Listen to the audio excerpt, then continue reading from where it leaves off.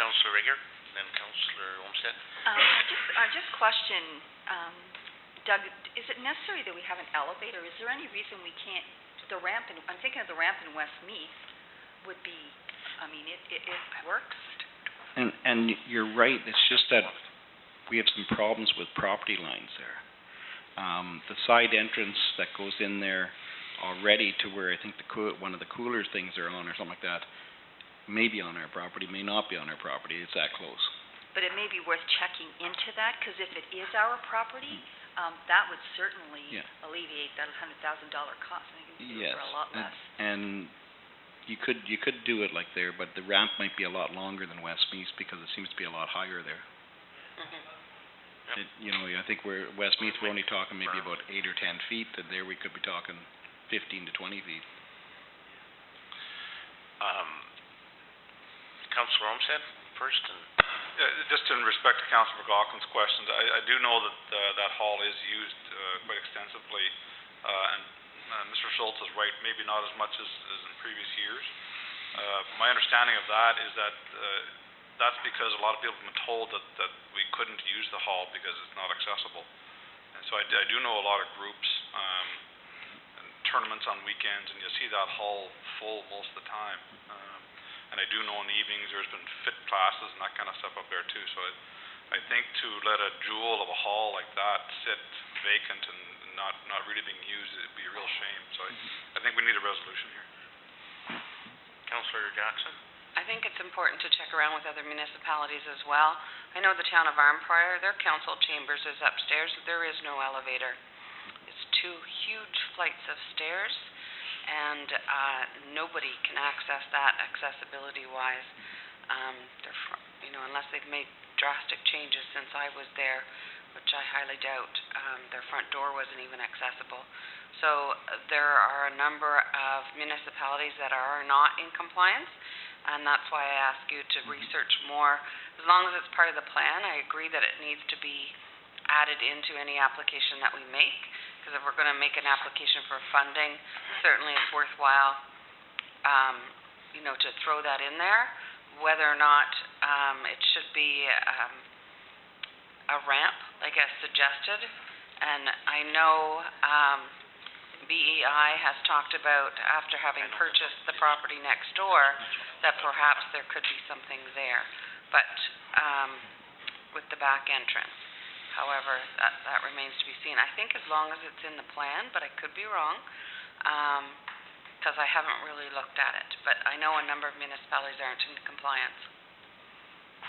I do agree with you, Charlene. There's not everybody in compliance. It's just that if we're going to go and apply for money, and we're going to keep using this, we should look at all aspects right now before we maybe eliminate some of them in the future. My question, Doug, is if we apply for this grant and we include the cost of an elevator in this, is it possible, do you think, to do research, and if we find another way that is much less expensive, such as a ramp or whatever, would that money then be allowed to be used for an alternative? Well, I think what will happen is that we'll have to get some type of drawings completed, and when we first start talking to the architect or the engineer, we'll say we want to look at all options, whether a ramp or an elevator, which one's going to be the most feasibly done for the township, and kind of keep a good look on the building and stuff like that. So it'll be up to the architect or the engineer to kind of bring out a draft or something like that, so you can review and stuff like that, and then we'll go from there. But we just want to make sure that as we go now, that's the direction you want us to go.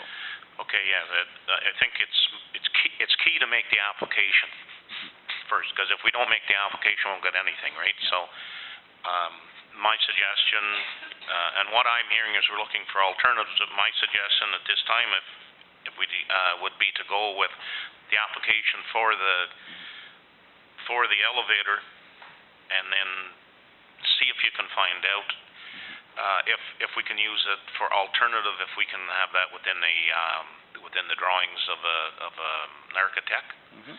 I don't think we need to worry too much about our new neighbors. They don't seem to want to kick us off of anything. They seem to be wanting to work with us a lot.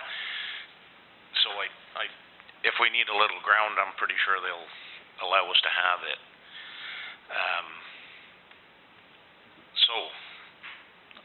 Okay. Um, All those in favor of, sorry, Councillor Olmsted. Sorry, just before we proceed on that, I think Mr. Schultz is right that we should be looking at this from a holistic approach rather than just an accessibility or just an elevator. I'd like to see just an overview. You even look at the dressing room areas in the front. There's a staircase in the back that never gets used. I'd like to have a holistic approach at how we can maybe improve the entire arena.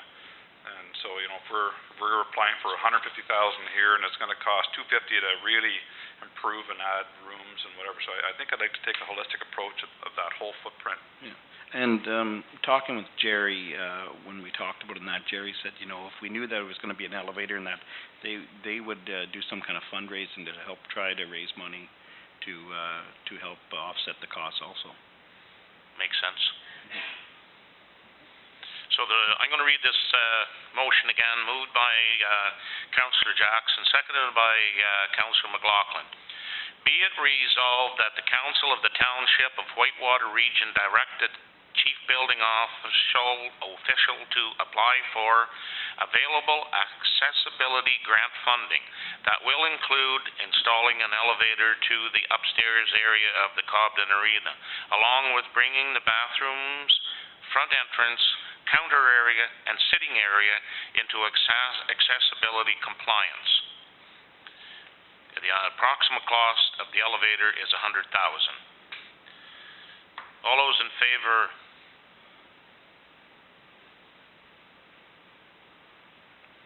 Carried.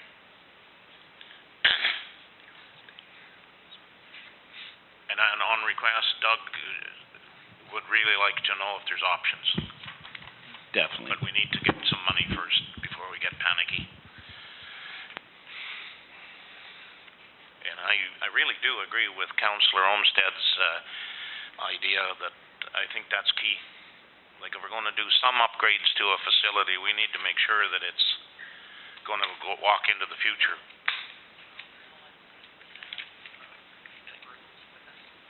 And we'd like to go to that day.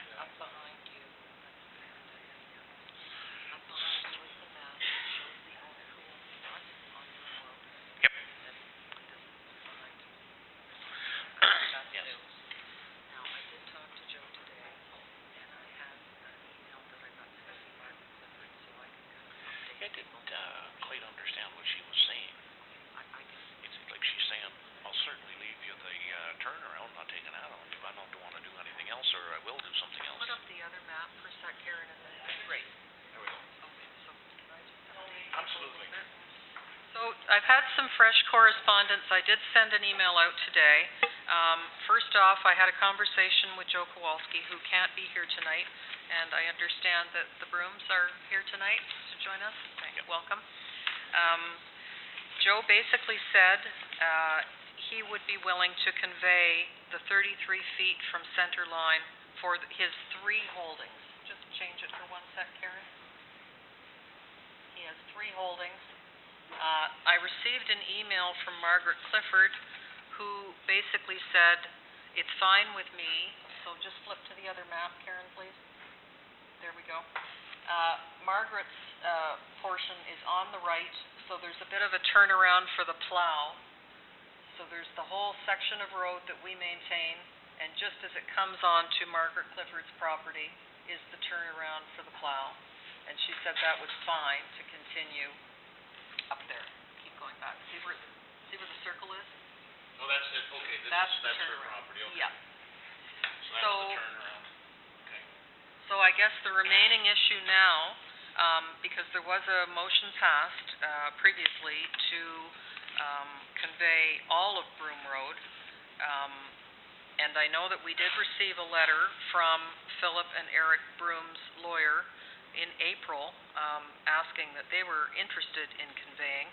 The question would be then, are Philip and Eric Broom interested in conveying just the forced road portion of the roadway, or the entire 33 from center line width?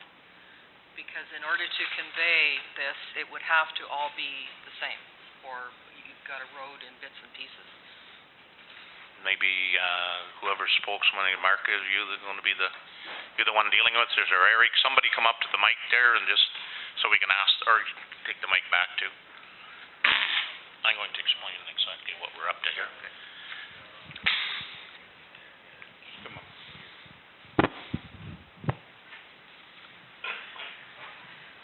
So quickly, what we are proposing is, the forced road as it sits right now. We're proposing that to make, so that we can take it over, it needs to be 66 feet. So what we're saying is 33 feet from the center of the existing road each way. And that's what we're asking, if you're willing to do that. I guess it'd be obvious, it would be preferred for just the fourth road and not the 66 feet. But I guess we're interested in seeing it through as well, so certainly wouldn't rule out the 66 feet, I guess we'll say. I believe the feeling of council is that with our rules, we need 66 feet. But the feeling of council, as I understand it, and I'll put this back out to council, is that we have no intentions of making the road any different than it is right now. That in the long term, we still don't have any plans to make a great big road out of it. We're just going to we would choose to, I think, to maintain what we have with very few upgrades. Okay, Councillor Jackson? I think with the 33 feet from center line, it gives us the ability to do any brushing, any trimming along the side that you wouldn't be liable for. It keeps the roads clear in the event that it is brushed in at all. The other thing I would like to note is I wonder if Ms. Clifford would be interested in also deeding over the turnaround, because it is part of the road, it is part of the traveled portion, and it should be included in the actual road conveyance, the turnaround portion as well, so then she doesn't have to worry about that liability-wise as well. Right, I agree. That would be, well, is that, Christine? Thank you. Yeah, I'll certainly make that inquiry.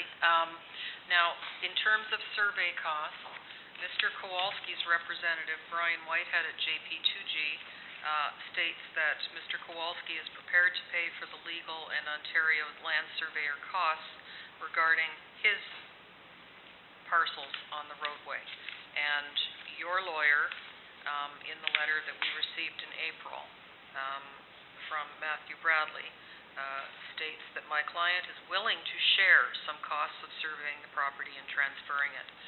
So could we confirm that for your portion of the roadway, you'd be willing to pick up the survey costs? I would say we probably have to look into that, I guess, and see what exactly that would be, without knowing that how much surveying would be involved in doing that. At this time, I don't think I could give you a definite answer. If you wouldn't mind looking into that, and then you could perhaps get back to me, and then I can report back to council. So just so everyone knows exactly what we're dealing with for costs. Councillor McLaughlin. Well, just so that these people realize, all we're doing is going to have it deeded to us. I think you will still have the right to use the land up to the fence. I don't think there's any thoughts of moving the fences at all. So just so you realize that the fences will stay where they are, everything stays where it is. It's just been deeded to the township, if that's clear enough.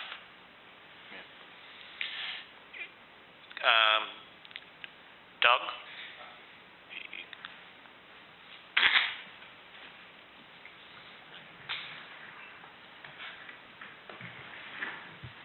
Hi, with the conversation that we had with Joanne today, and then she sent us that email, she was not in the, she did not want to have to survey her property or deed that over. She said that it was fine for the township to use it and stuff like that, but she didn't want to go to that effect.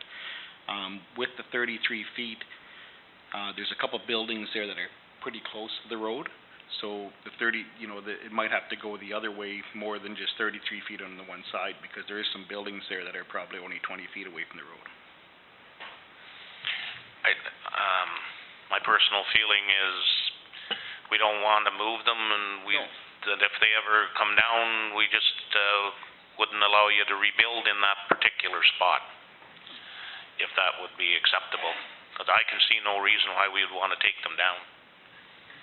No, It's been used all along, been snowplowed, everything else. We just have to pan. I would, and Hal, I'm not saying that we would want them to take them down, but the line might have to veer a little bit away from the buildings to get the 66 feet, to keep the buildings on their property.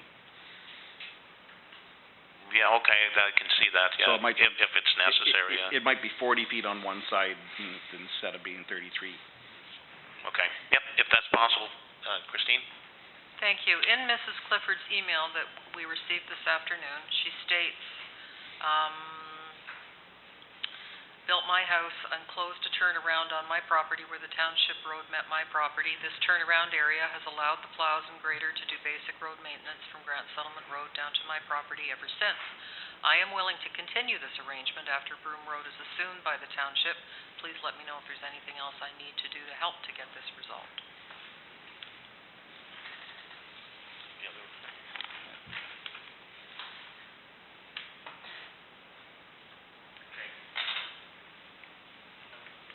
Her property is, The other side. turnaround is here, and her property is the fence and the gate right.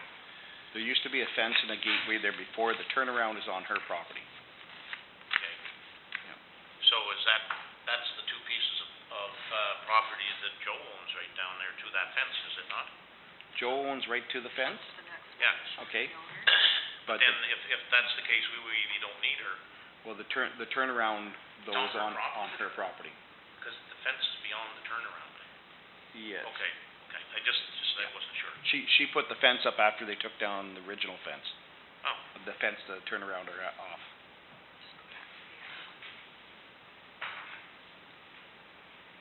The other one? So, The other one. Alan? Yeah, it's hard to tell by that one even. If you go back to the other one, And Ontario Power Generation, do they own anything adjacent to where the roadway is? no. But they have some kind of an access clause? No. Oh, yeah, and good. that's They just on own that that first original meter. map. Okay. And we're going to send this to OPG also, because we have a meeting. They're coming to the meeting on November the 4th to talk to us about other issues. Okay. So we're going to bring it up to his attention, what's going on, just in case. All right. But then we need to talk to her again. I believe Councillor Jackson. Is this the practice in this township to have the property owners pay for the survey, even though it is a municipal road that has been driven and it's not legally ours, but it is a forced road? And I'd like to see what other municipalities do with regards to that, because I think the main reason why they're willing to do this is because it's going to create severances. I understand that for for them. wilderness tours, Is it the practice? I'm not aware. I haven't been here that long to see this ever happen before. Councillor McLaughlin. Well, I don't know if Councillor Jackson was at Ross Township at the time in 1992 or 93 when I purchased my property on the Kerr line.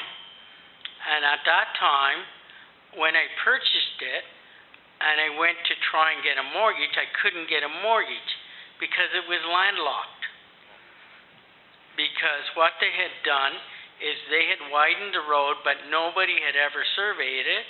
So the land still belonged to the farm. The land in front of my property still, on paper, belonged to the farm. To resolve it, I had to,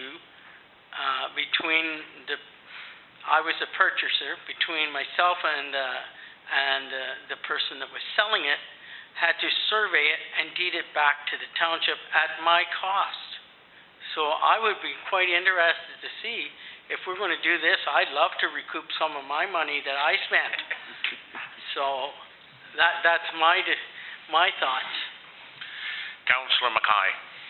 If Mr. Kowalski wants to sever the lot and he's interested in further lots, shouldn't he survey the whole road and have these gentlemen cover the cost of something they don't really need or want?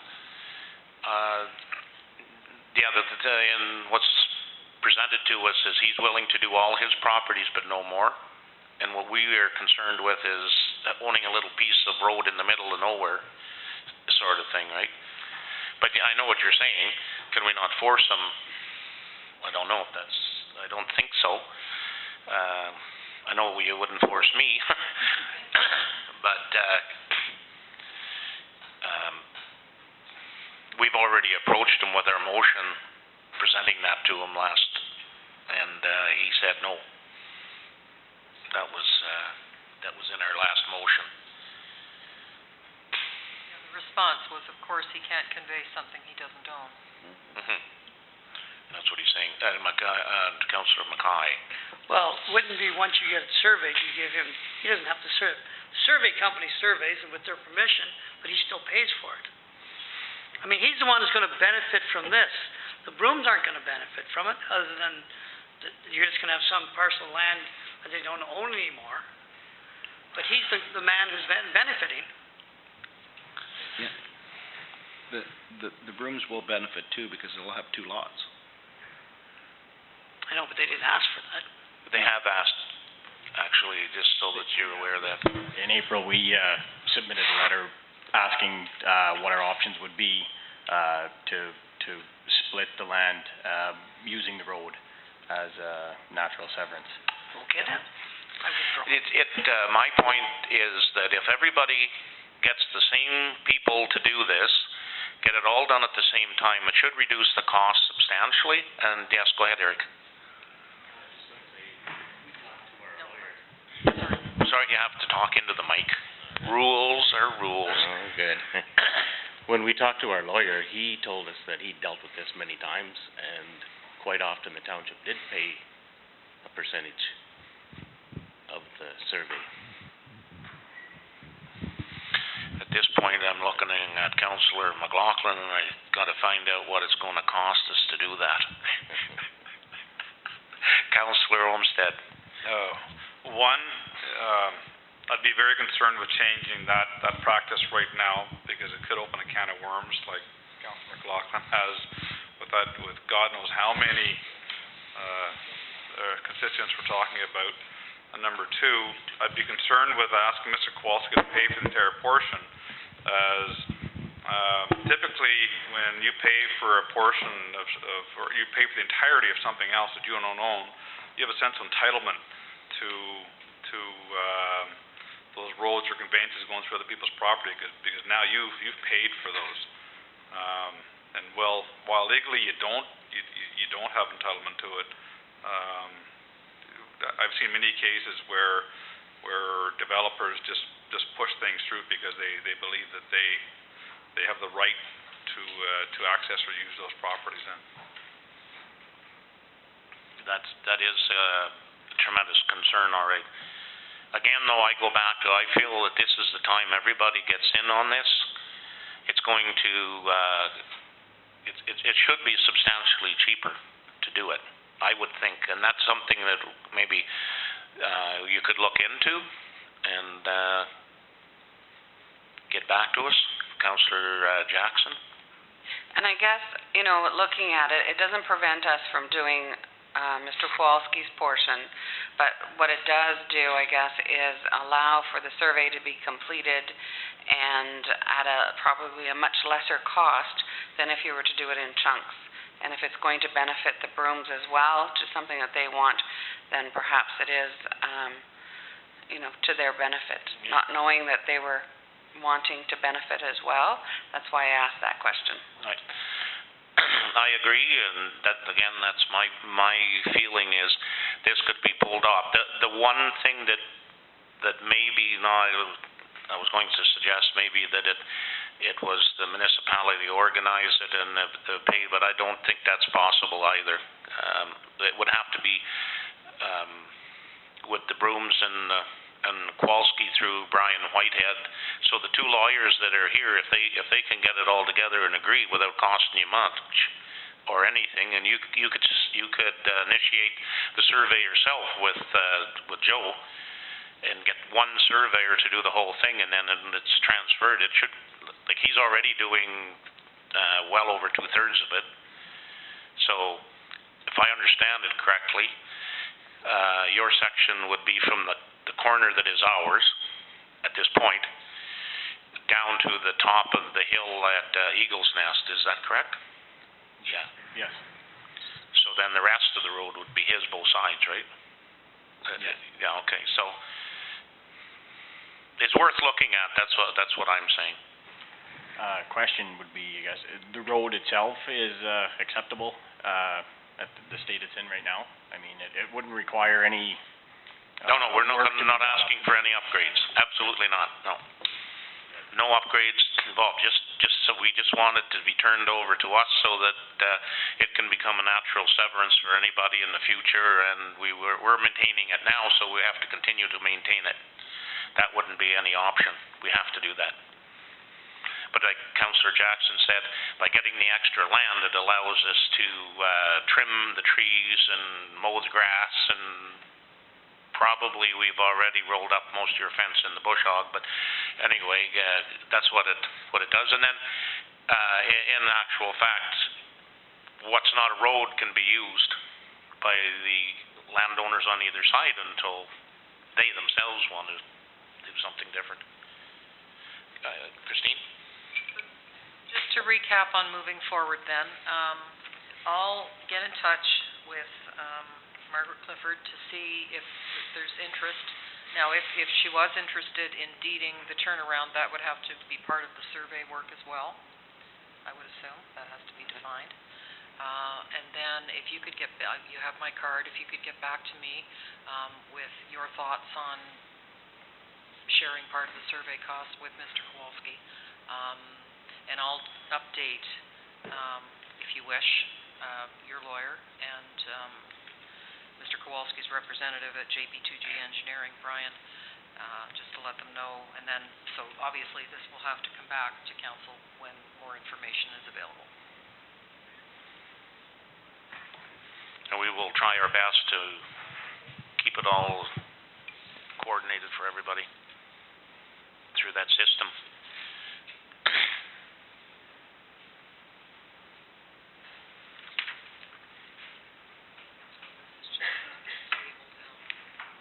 We are tabling the motion. Okay. I don't have to ask if anybody's in favor of a table. Thank you very much. Yes, Councillor Regier. Can I just add that we should probably get the name correct. It's actually Joanne Clifford and not Margaret Clifford, is my understanding. Joanne. Joanne That's Clifford? correct. Oh, yeah, sorry. We knew what we were talking about, but Yeah. that would be correct. Yes, thank you.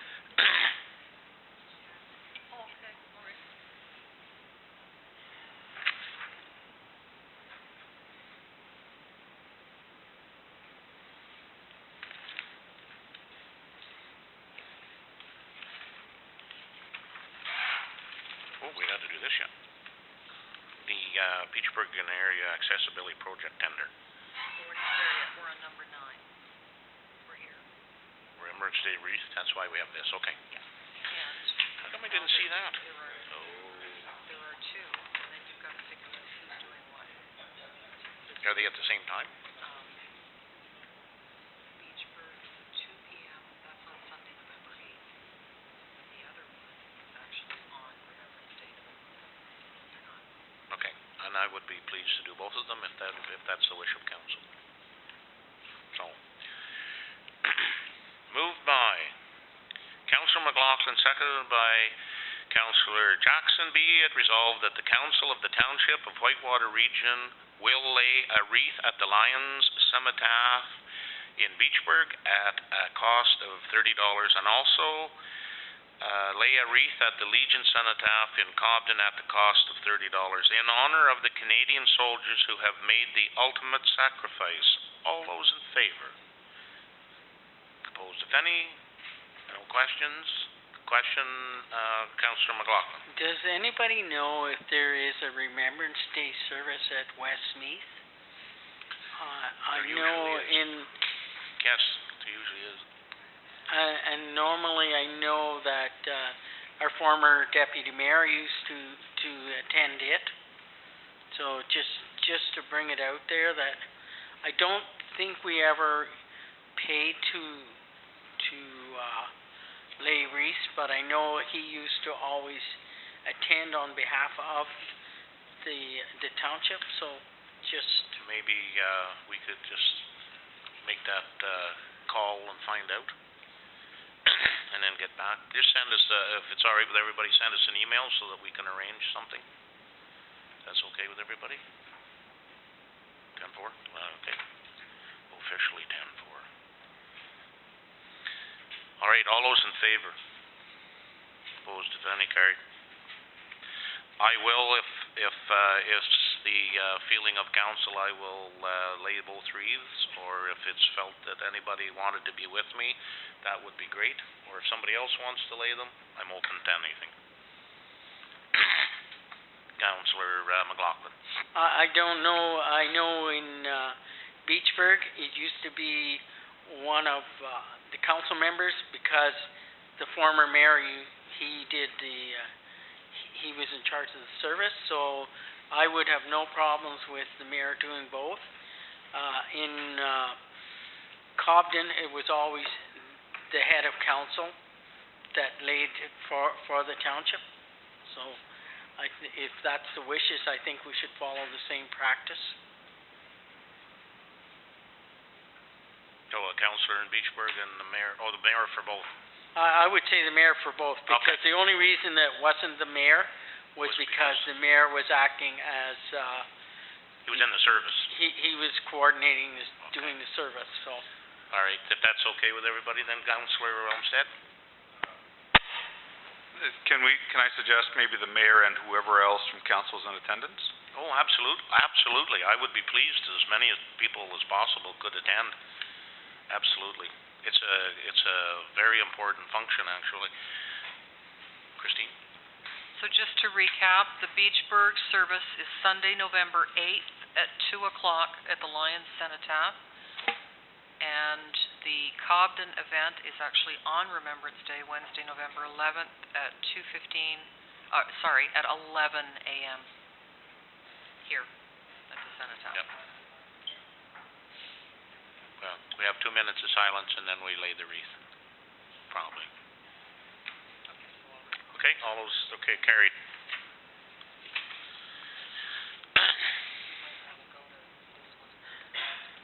Sure. Number 11, Beachburg Arena Accessibility Project Tender. So we'll get that one, yeah. Moved by Councillor Jackson and seconded by Councillor McLaughlin, be it resolved that the Council of the Township of Whitewater Region award the tender Beachburg Arena rehabilitation to Harris Construction in the amount of $68,365, no cents including HST. Any questions? Councillor Olmsted. Is this the same bidder that did the library in Forsters Falls? Yes. It is. Yes, it is. And how are we pleased with their work in Forsters Falls? We never had any problems. Any other questions? We did have 7 contractors come to the site visit, but there was only 2 that put bids in. Oh, okay. All those in favor then? Opposed, if any? Carried. That's our company. Thanks, Doug. Number 10, councillor announcements. Councillor McLaughlin? other than what the mayor's already spoke, there is pancake breakfast put on by the Lions Club on Saturday morning. From 8 till 10? No, I think it is from 7:30. Till 11? Yes. We can have, like if you're there at 7, you probably, they won't remember, and you could go back like at 10:30. Yeah. Yep. That's Saturday. I did it last year. That is on the 23rd, I think. 24th. Okay. And anybody wants to know more about it, just call Lion Claire Martin. She will certainly inform you. Yes, indeedy. Anybody else with any announcements? Councillor Jackson. The Spook Walk is on Friday night at Hank and Terry Lynn Suckles' property, and it always brings out a number of people, and it's all volunteer, and it's by donation only, and you may see a scary Charlene Jackson. Already seen her. I know. I did. Councillor McLaughlin. I forgot to also put a plug in for the Whitewater Library Board. Are holding their trivia on Friday night. They're still looking for teams, so if anybody has any thoughts or interest, that would be certainly appreciated. It's very, very, in my mind, it's very needed and a great service that we have in this township. We're fortunate to have 3 libraries, so we need to support them. Councillor Olmsted? Sorry, one plug, one announcement on behalf of Recreation. I'm sure everybody knows now Whitewater has a new star, Scott Bell, who is who's been all over the news in Ottawa and Toronto, television, newspaper, radio, you name it. He's had interviews, and I got to see the ball 2 days ago. It's just a regular ball. Yeah, just white and round. So congratulations to Scott Bell. That's quite an achievement. He's been going around to schools and all kinds of things showing that ball off. He's doing a circuit. And second part of that announcement is the Jays did win tonight 7-1, so they're going back to Kansas City.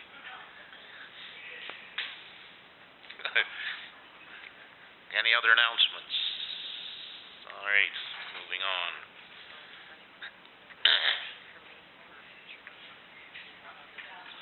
Before you move on, Mr. Mayor, I'd just like to, just for myself, I'd like to say thank you to Christine, the staff, and the planners for such a great, fabulous job was done on Saturday. I know Christine was there from 7 in the morning till 3:30, 4 o'clock. It was all over. It was great to see her. And let me tell you, it wasn't real warm at 7 o'clock in the morning.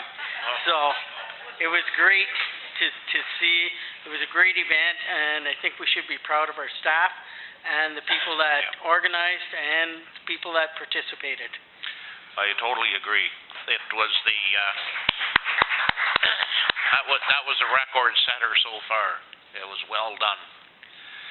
Well, thank you. That's very nice. And I do want to mention Joy Curry, who deals with all of the vendors, which now we're up to 125 vendors. It's not easy getting everybody comfortable and installed in no time flat. And Joy was on her feet all day too, and she's a real trooper, and I don't think we could have this event without her amazing volunteer services. I read some of the comments. Now, this may come as a surprise, but all the vendors inside the Ag Hall and the Farmers Market Hall were just more or less elated at how well things went. But everybody outside complained about the weather and wanted Christine to change that for next year. Mr. Mayor, it was a lot better weather than the year before. I'll have you know. Now, we did get to have the entertainment of Hecluche, who was there in his hat and walking around. It was kind of interesting. Anyway, Councillor Jackson. I just want to let everybody know that I attended the Black and White Gala for the hospital on Saturday evening, and it was announced that the MRI fund is complete, and it has been running since September the 9th, I believe. So all their funding has been complete, so now it's up to the hospital foundation to determine their next project.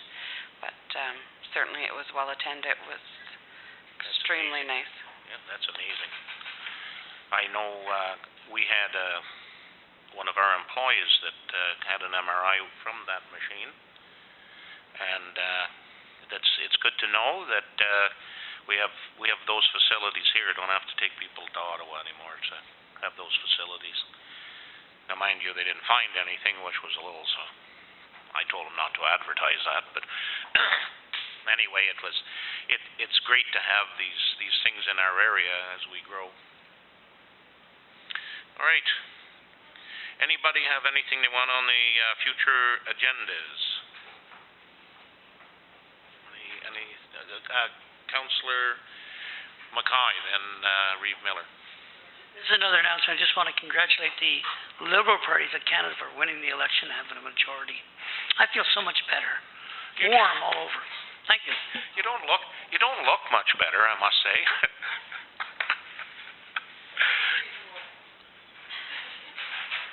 I assume, Reeve Miller, that was also going to be your comment? No, actually, I'm speechless now.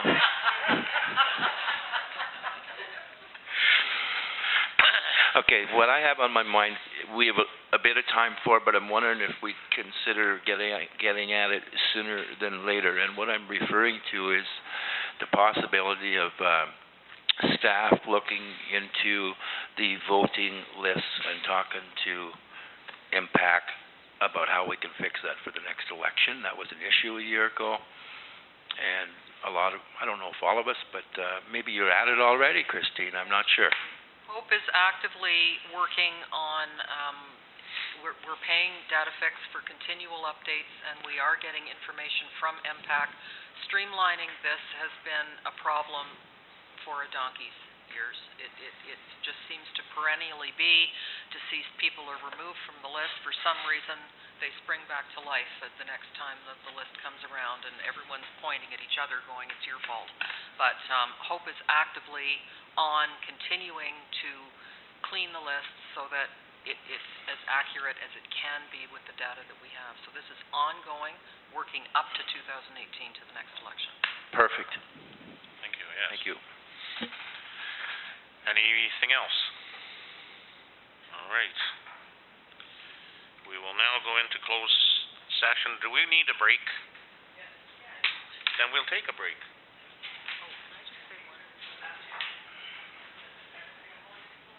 No, we'll have a break first, then we'll roll in.